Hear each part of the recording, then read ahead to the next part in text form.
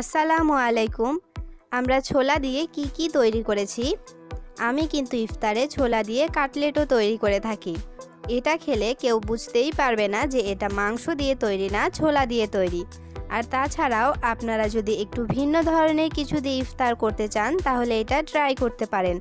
চলুন তাহলে রেসিপিটি তৈরি করা যাক।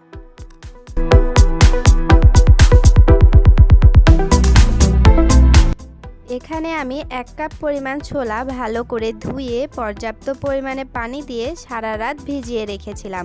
তবে আপনারা সারা রাত সময় না পেলে কমপক্ষে 6 ঘন্টায় কিন্তু ভিজিয়ে রাখবেন। এরপরে ডালটাকে পর্যাপ্ত পরিমাণে পানি আর সামান্য একটু লবণ দিয়ে সেদ্ধ করে নিয়েছি। এবার পানি ছাড়া এটাকে বেটে নিয়েছি। দেখুন, এটাকে বেটে বা ব্লেন্ড করে নেওয়ার পর ঠিক এরকম হবে। তবে এটা বেটে নেওয়ার সময় কিন্তু কোনো পানি দেওয়া যাবে না। এবার এর মধ্যে দিচ্ছি 1 কাপ পেঁয়াজ কুচি,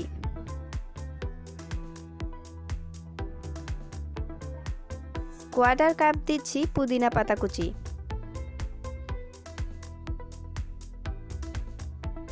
হাফ চামচ আদা বাটা,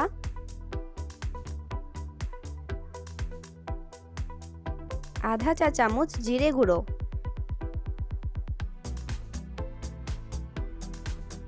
দিচ্ছি আধা চা চামচ ধনে গুঁড়ো, আধা চা চামচ হলুদ গুঁড়ো, দিয়ে দিচ্ছি 1 চামচ লাল মরিচের গুঁড়ো,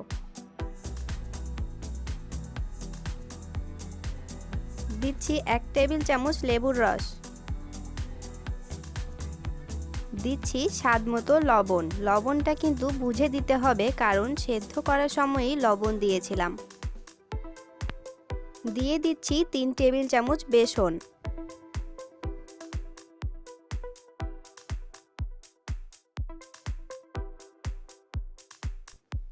এবার দিচ্ছি 2টো ডিমের সাদা অংশ।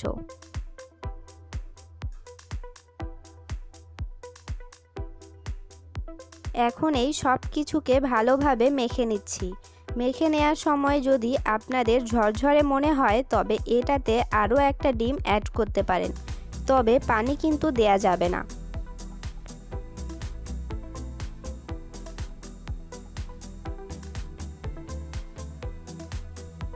এবার আমি কাটলেটগুলো তৈরি করে নিচ্ছি।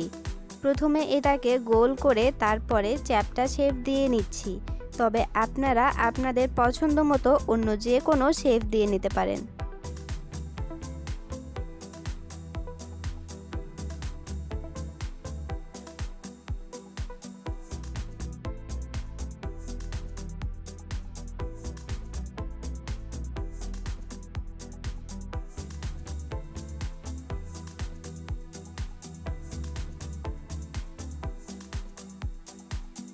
ঠিক একইভাবে আমি সবগুলো তৈরি করে নিয়েছি।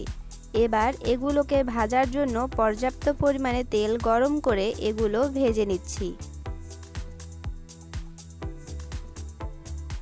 এগুলোকে কিন্তু একটু সময় নিয়ে ভাজতে হবে।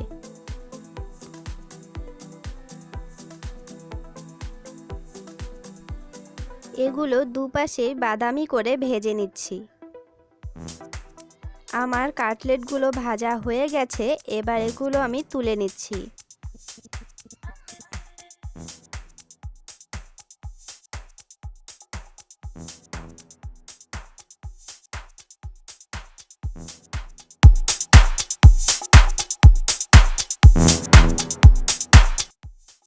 এই কাটলেটগুলো আসলেই ভীষণ মজার। মাংসের স্বাদকে হার মানাবে এই কাটলেট। আশা করি আমার আজকের রেসিপিটি সবার ভালো লেগেছে।